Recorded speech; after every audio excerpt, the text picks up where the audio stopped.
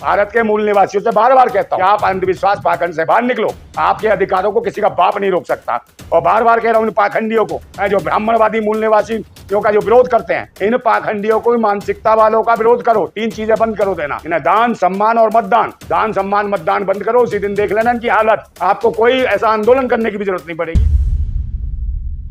हम भारत के मूल निवासी हैं, रक्षक हैं, योद्धा हैं। हम भारत के बेटे हैं, हम भारत के राजा राजाओं के बेटे हैं, राजपूत हैं। इसलिए हम जितने भारत के मूल निवासी हैं वही राजपूत हैं। वरना तो ऊत के पूत हैं, ये भूत हैं जो भयभूत भ्रष्टाचार फैला रखा है। इन भयभूत भ्रष्टाचारियों से लड़ने की जरूरत है। और जब ही लड़ पाओगे जब अंधविश्वास और पाखंड से, धर्म के टोकरे से बाहर निकलोगे। समझे नहीं? ये जो धर्म का जो दलदल है, ये जो धर्म की जो खाई है, इस खाई से जब तक बाहर नहीं निकलोगे तुम्हारा इसी प्रकार शोषण होता रहेगा, नीच कहलाए जाओगे और आपको ये धुतकारेंगे, जूते मारेंगे, मुंह पिलाएंगे, ये सारे कर्म करेंगे और आपका ही हराम का खाएंगे। नंदा भाई, आपको नहीं लगता जितने भी आजाद भारत के अंदर नेता आए पिछले समाज के, उन्होंने केवल दलितों के नाम पर राजनीति की, अपना पेट भरा, अपने परिवार पाले और चले गए माल इकट्ठा करने के बाद? देखिए, कोई ऐसा दलित का नेता नहीं है। कोई दलित ने, मैं कह रहा हूँ तो दलाली कर रहे हैं जो दलित के नाम पे अपना मुखौटा दिखा रहे हैं। आप तो जिम्मेदार पिछड़ा समाज है या ब्राह्मण समाज है? देखिए, सबसे ज्यादा ब्राह्मणों के तो गुलाम है। मैं कह रहा हूँ ये दलाल है, मीडिएटर है बीच में। आप गलती क्यों नहीं मानते? भाई मैं कह रहा हूँ हमारे समाज के नीचे के तबके की है ना, हम तो जगाने का प्रयास कर रहे हैं। हम कोई सस्ता या सिस्टम में तो बैठे नहीं है। और सिस्टम में चाहे आप देख लिए, प्रशासन में, शासन में, और चाहे जुडिशरी में, सब में कौन लोग, कितने प्रतिशत लोग हैं? 98% यही ब्राह्मणवाद बैठा हुआ है, ब्राह्मण बैठे हुए उसमें। मनुस्मृति स्थापित करना चाहते हैं। आप देख लो नारे लग रहे हैं खुले, संविधान विरोधी नारे लग रहे हैं बाबा साहब के खिलाफ। आपने भी मंडल आयोग की नीति लागू जब हुई 1990 के दशक में, उसके बाद बाबरी मस्जिद का जो मुद्दा आया वो था ही नहीं। लेकिन क्या किसी पिछले समाज के नेता ने अपने समाज में जाकर ये बताया कि बाबरी मस्जिद कोई मुद्दा नहीं था, केवल जो ओबीसी समाज को लाभ मिलने वाला था उसको दबाने के लिए जो बीजेपी, आरएसएस और कांग्रेस के नेताओं ने मिलाकर वो खेल रचा, उसकी सच्चाई ना बताकर उल्टा और एक राम मंदिर का यात्रा को लेकर छेड़ा गया। तब से 1990 से लेकर आज तक ये चीज़ ख़त्म नहीं हुई और हिंदू मुस्लिम राम मंदिर बाबरी मस्जिद में उलझा के रखा और पिछड़ा समाज इसी की वजह से अंदर खाने पीसता रहा। लेकिन किसी ने ये सच्चाई नहीं बताई कि अगर पिछड़ा समाज या ऐसी समाज अगर दबा है तो हिंदू मुस्लिम की राजनीति के आड़ में इसका शिकार किया गया है। ये तो सबको पता चल रहा है भाई, सब लोग जान रहे। जिन्होंने पिछड़ों ने वोट दिया या जो मुख्यमंत्री भी बने, पिछड़े समाज के बाबरी मस्जिद विध्वंस हुआ, कुछ हुआ, उनकी राजनीति हाशिए पे ले आई। यही भाजपा ले आई जिसने पिछड़े समाज के लोगों ने भाजपा को 2 सीट से और कहाँ कितनी सीटों पहुँचा दिया। कल्याण सिंह की राजनीतिक अस्तित्व को किसने खतरा पहुँचाया? यही ब्राह्मणवाद था। उन्होंने खुद कहा कि मैं पिछड़े समाज का हूँ इसलिए मेरा शोषण किया गया, सीएम पद से नीचे उतारा गया।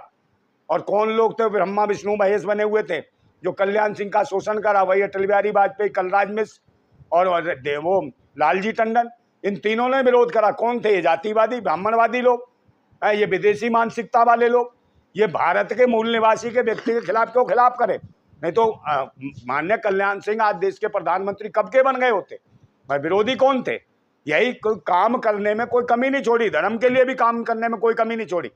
जब धर्म में भी लगा के भाई ये सर्वोपरि बने पिछले वर्ग के, तो कहीं ना ब्राह्मणवाद ने डंस मारा उसे और डाउन कर दिया, उन्हें नीच बताने का प्रयास करा और तो उन्हें धर्म के आधार पे भी आगे नहीं बढ़ने दिया। और जो बाबा साहब का संविधान है उसके आधार पे भी इन्हें कुछ नहीं देने देते, आज भी विरोध करते हैं। तो इसलिए अब जरूरत है कि संविधान के मार्ग पे पिछड़े समाज के लोगों को आना पड़ेगा। ये उनकी मजबूरी भी है क्योंकि बाबा साहब जो लिख के गए उनके अधिकारों को, उसको ध्यान दो। यही माननीय कल्याण सिंह ने कहा था अगर आरक्षण लेना है तो आप थप्पड़ मार के छीन लो आरक्षण, और ये समय है, जरूरत है। उन्होंने कहा मेरा तो शोषण हुआ भाजपा में, देखो उमा भारती का शोषण हो रहा है, घूमती फिर रही है। ये भी राम मंदिर के लिए बहुत शोर मचाती थी, बहुत दुनिया भर का मुल्ला मुलायम सिंह पता नहीं क्या क्या बोला इन्होंने। आज इनकी स्थितियां देखो, चप्पलें चटका रही हैं, कोई पूछने वाला नहीं है।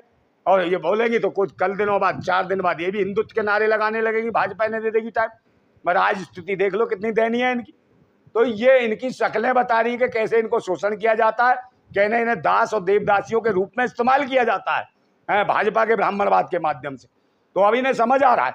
मगर भारत के मूल निवासियों से बार बार कहता हूं कि आप अंधविश्वास पाखंड से बाहर निकलो। आपके अधिकारों को किसी का बाप नहीं रोक सकता। और बार बार कह रहा हूं, इन पाखंडियों को, जो ब्राह्मणवादी मूल निवासियों का जो विरोध करते हैं, इन पाखंडियों को, मानसिकता वालों का विरोध करो। 3 चीजें बंद करो देना इन्हें: दान, सम्मान और मतदान। दान, सम्मान, मतदान बंद करो, उसी दिन देख लेना इनकी हालत। आपको कोई ऐसा आंदोलन करने की भी जरूरत नहीं पड़ेगी। जिस दिन अपने गांव-गांव में, घर घर में इन तीनों चीजों का बहिष्कार कर दोगे, पहला दान का, दूसरा सम्मान का, तीसरा मतदान का, और इन पाखंडियों का, विदेशी कीड़ों का, इनका ये कर दो खत्म, उस दिन देख लेना आप सत्ता में भागीदार होगे, हुक्मरान होगे, सारे पदों पर आप आसीन होगे। पिछड़े समाज के, दलित समाज के, आदिवासी समाज के, और तो और मुस्लिमों की जो भागीदारी नहीं मिल पा रही है, वो भागीदार मुसलमान भी हो जाएंगे इसमें, शासन और सत्ता में। क्योंकि मुस्लिम कभी भी दलित, पिछड़े, आदिवासी का विरोध नहीं करता, ना आरक्षण का विरोध करता। और इस आरक्षण का विरोध कौन करते हैं? ब्राह्मणवादी मानसिकता के लोग, यही मनुवादी लोग, समझे, यही इनको नीचा ऊंचा जाति में छोटा ऊंचा बताते हैं, गुलाम बताते हैं। मगर मुसलमान कभी नहीं कहता। मगर हिंदू मुसलमान के नाम पे भी लड़वाने वाले कौन है? यही मनुवादी, ब्राह्मणवादी मानसिकता के लोग। तो सारे फसाद की जड़ ये विदेशी मानसिकता के ब्राह्मणवादी लोग हैं।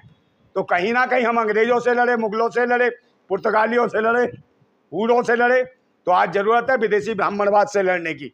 आज सच्चाई है, उसकी मानसिकता से हमें भी आज़ादी चाहिए।